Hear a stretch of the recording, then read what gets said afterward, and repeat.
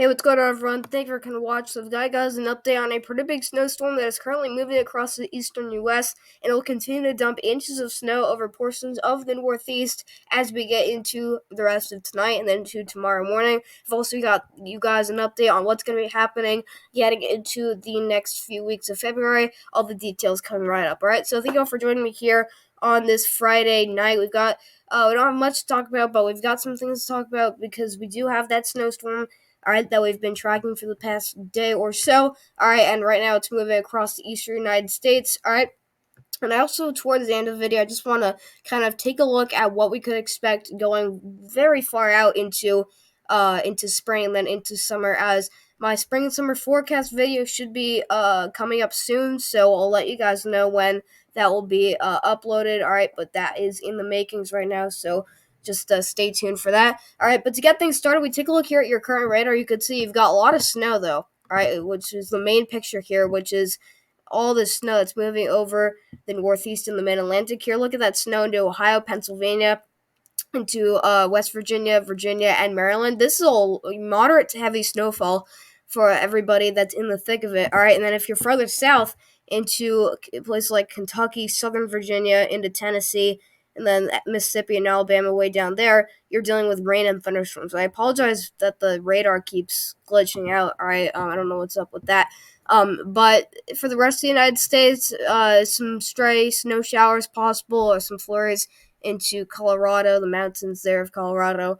All right, and then on the west coast here into California, up towards Oregon, Washington State, you've got a minor storm that's coming in, just bringing some rain showers. But other than that, we are pretty much dry for the most part. So take a look here. We're moving on to your alerts.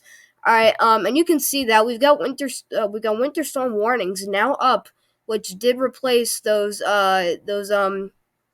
winter storm watches here that goes out for portions of southern Pennsylvania. You've got portions of Maryland in that as well, in Northern Virginia. I believe that is actually including Baltimore.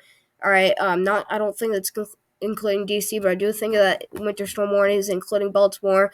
And then you've also got another winter storm warning for portions of central Ohio. So definitely a significant storm system that's just coming with that storm system just takes the headline of a major storm system here, if you want to put it that way. But anyways, you've got winter weather advisories in this purple shade going out for really everybody, all the way out to Long Island and New York City, through New Jersey, all right, Delmarva, PA, through West Virginia, Northern Virginia, Northern Kentucky, southern and central portions of Ohio, and Indiana, and then all the way through southern Illinois, where we have those winter weather advisories. All right, you've also got winter weather advisories for southeastern Wyoming down into northern Colorado, and then on the west coast, you've also got more winter storm warnings, but this time for the Sierras.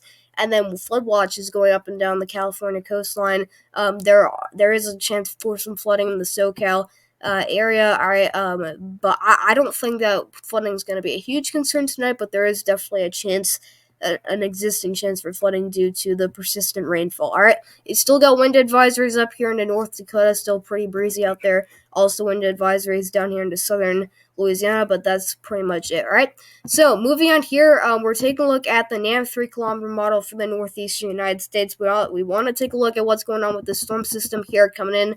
So this was 6 p.m. today around dinner time. You had snow that was really getting cranked out of the system, and it's falling over portions of Ohio and Indiana. And this actually, all right, it has been shifting further north, but we're still staying as all snow for everybody out there in Ohio and Indiana.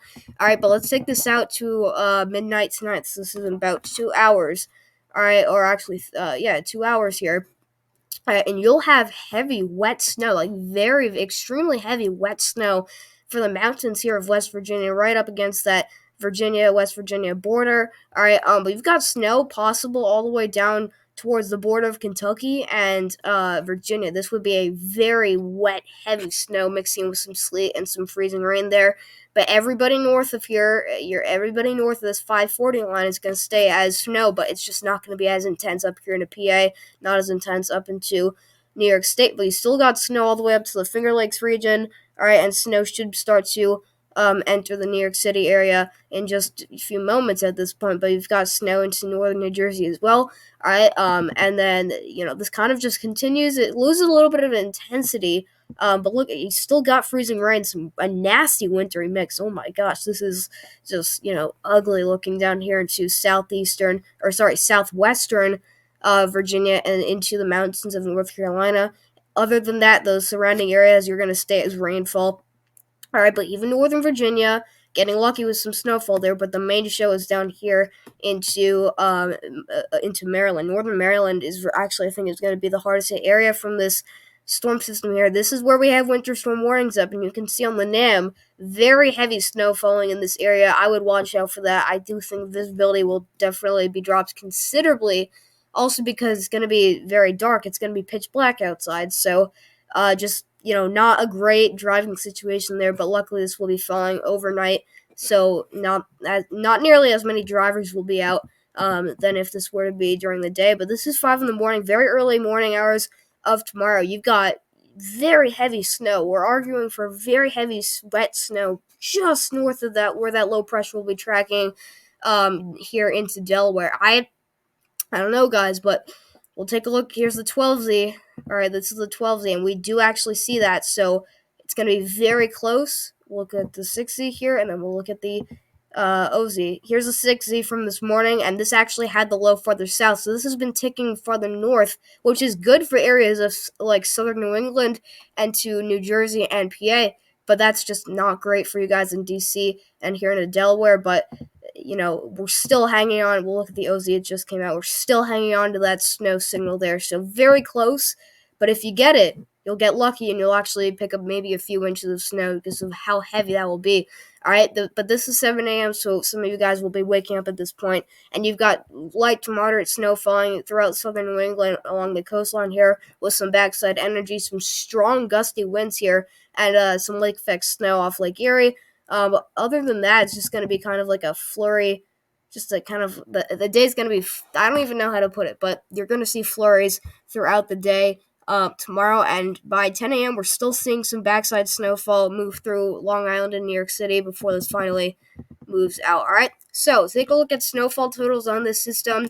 All right, you can see we're expecting really up to 7, maybe 7 or 8 inches of snow here in portions of East Central West Virginia here, and you can really see that. I mean, this is not changed, and this is already a lot of the snow is already falling right now, so we definitely have full expectations into this forecast here, which may be overdone maybe just by like an inch or half an inch. But in the general amount here is 4 to 6 inches for West Virginia. So southern Ohio, you're pretty much done with the event, but you're still expected to, in total, have about 1 to 2 inches. But those areas up north, you can't see it because, this run starts out after all the snow has fallen. All right, but, at this point, you probably have over 5 inches of snow on the ground if you're included in that winter storm warning. All right. This is Northern Virginia. We're going for 2 to 4 inches, but right up here, maybe 5 inches if you get the high end amount.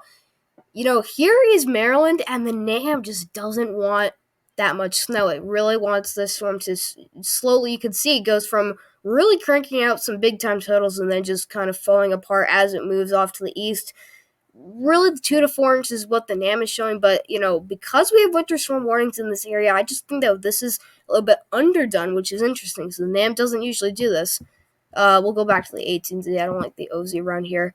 Here's the 18Z. Yeah, you can see the 18Z. The 18Z NAM always overdoes things or just does things, pretty well here. All right, but I think that these are more reliable totals, 4 to 6 inches for areas of northern Maryland. Down here towards D.C., Baltimore, it's going to be close. All right, for Baltimore, you're going to be farther north, so obviously you'll have the higher snow opportunity. All right, for higher accumulations, but definitely 4 to 6 inches really, and then if you're farther south towards DC, 2 to 4 inches. All right. Here is southern PA, and we can see there's a noticeable difference on the OZ between the OZ and the 18Z, but the 18Z is cranking out 4 to 6 inches for everybody out here. Here's Philadelphia, about 4 to 6, maybe 3 to 6, I would say. All right. And then here's New Jersey, 3 to 6 as well. So, I mean, you're going to see higher. I think you're going to see a tick farther north. And I think by tomorrow morning, I mean, the storm will be done by tomorrow morning. But like the 60 run tomorrow, like, I don't know. I just think the 60 run tomorrow morning will have this farther north. But it's just, it's kind of too late for this to really to tick farther north even more. All right, so this is reliable information you see here, but we're still going for 2 to 4 inches in Long Island and New York City. That was actually increased as of last night because this morning actually I think we were only going for 1 to 2 inches. So actually this afternoon this was upgraded to a 2 to 4 inch zone here on the National Weather Service forecast, going for about 4 inches on the NIM. All right, here's up towards the Finger Lakes region, 1 to 2 inches, and then for southeastern New York, 1 to 3 inches as well. Connecticut, 1 to 2 inches. All right. So finally, we're gonna be just taking a look at what we could expect going forward into the rest of February. Nothing really too crazy going on. I think we're gonna be pretty quiet for the rest of February. We're also gonna take a look at what's going on out in the tropics. All right. Not hurricanes. We're a long way away from hurricane season, but just want to take a look at our climatological season forecast. But here we go. I mean, you got a big storm, coming on to the West Coast here. This is, what is this, Sunday here? Or, yeah, this is Sunday here at 1 in the morning, so tomorrow into Sunday morning. All right, you've got a lot of Gulf energy just hanging around here that's going to be with us for a few days, bringing some train of moisture, a plume of moisture into Florida, bring some rain and thunderstorms. All right, and you've also got that storm heading on west. All right, you've got a pretty big ridge that's forming up here with a low pressure center that has nothing to work with. It's just too dry up here for any storm to form, and you get a low. I mean, this is weird. This is a weak low pressure center, but you just don't have any precipitation with this to work with. But you've got cold shots that are trying to come down in every which way. There's going to be a lot of cold air lingering, so I mean, this is a great pattern for snow, but you just don't have anything that's coming together, really, since that snowstorm that dumped several inches of snow over the Northeast, and then up to a foot of snow. All right. After that, we really don't have much going on. We'll take this out pretty far, and you just don't really see anything major. Even on the West Coast, you don't see anything much. But this is the I would say the one signal, one snow signal that we're watching for the eastern United States after our storm that's going to be moving through tonight. I don't think that this is such a strong signal that we really need to pay close attention to this, but there's been a storm signal for maybe some snow into the interior Northeast, but a deepening 988 millibar low that just brings a lot of rain and some strong winds in the Northeast. That's pretty boring weather.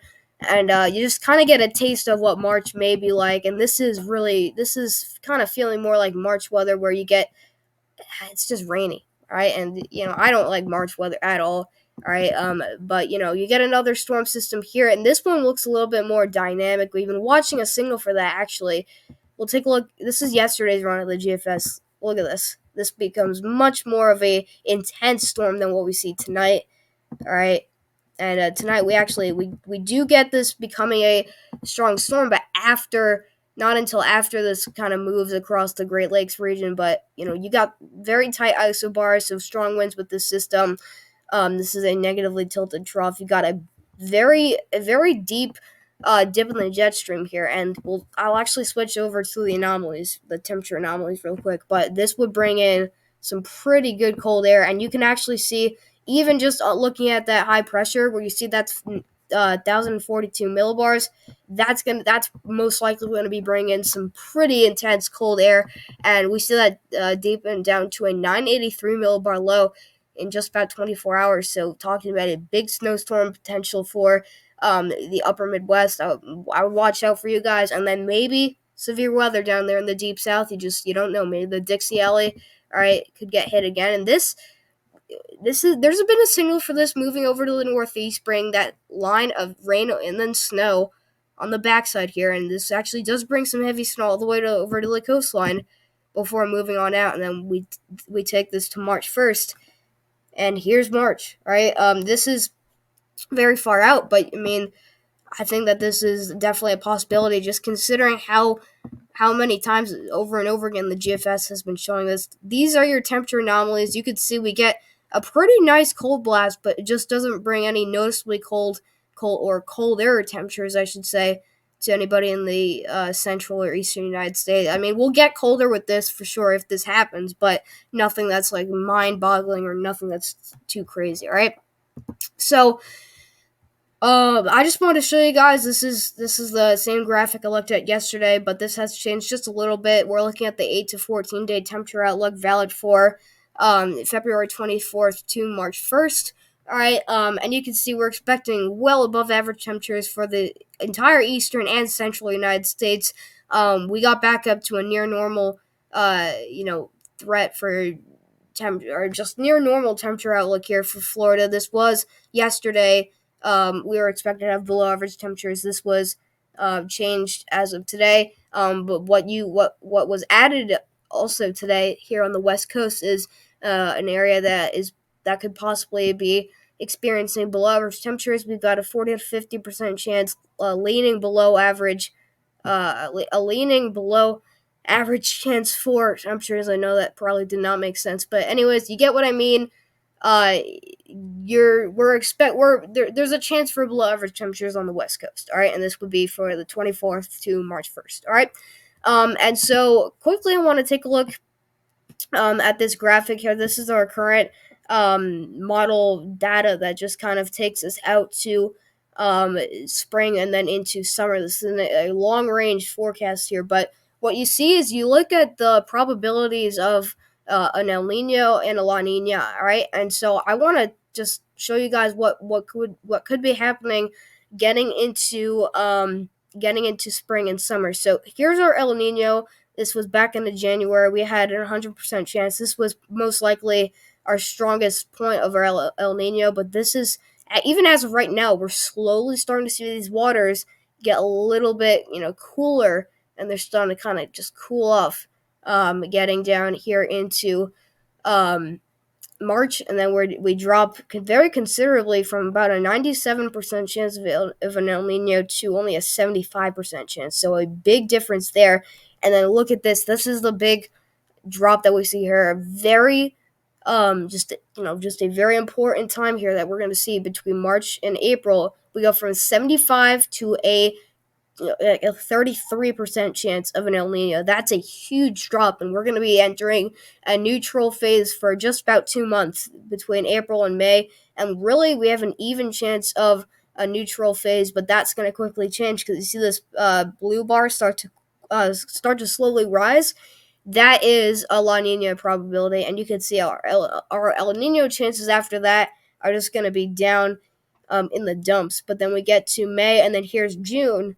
All right, and look at this. We're already up to about a 45% chance of a La Nina. And then here's July and August, almost a 60, and then up to a 63% chance of a La Nina. So big changes are coming up with our climatological season. This will obviously take time, but this is going to affect our weather very greatly here getting into spring and summer. And that's all the information on that and just the entire breakdown and all the details will be viewable and accessible in my spring and summertime forecast video, which should be out in really a few days. I mean, I finished the forecast. I just need to finish editing it. So depending on how much time I get, I'll be able to upload it pretty soon. But I do think that it'll be uploaded by, I would say, by Tuesday. All right, but definitely Sunday or Monday. I think that's a pretty good estimate of when it will be out. All right. And so here's what a La Nina brings. You see this, the northern branch jet stream dips. This is during the winter, but this is the general pattern even for spring and summer, where you'll most likely see cooler temperatures up into Canada. You'll have warmer and wetter conditions out here in the east. That's something that you definitely don't want to ignore, and you want to just put that into consideration, that this could lead to some more severe weather events into the Ohio Valley and the Midwest. But you see drier conditions in the South, and then wetter and most likely cooler conditions in the Pacific Northwest. All right. So that's all I got for you guys. Thank you so much for coming to watch. We'll see you guys in the next video. I apologize about that video being so long. All right. Well, it wasn't that long actually.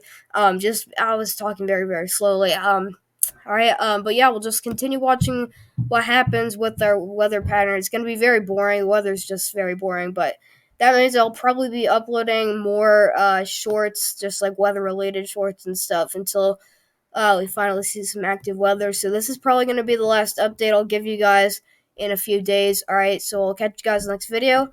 And thank you all for coming to watch. See you guys later.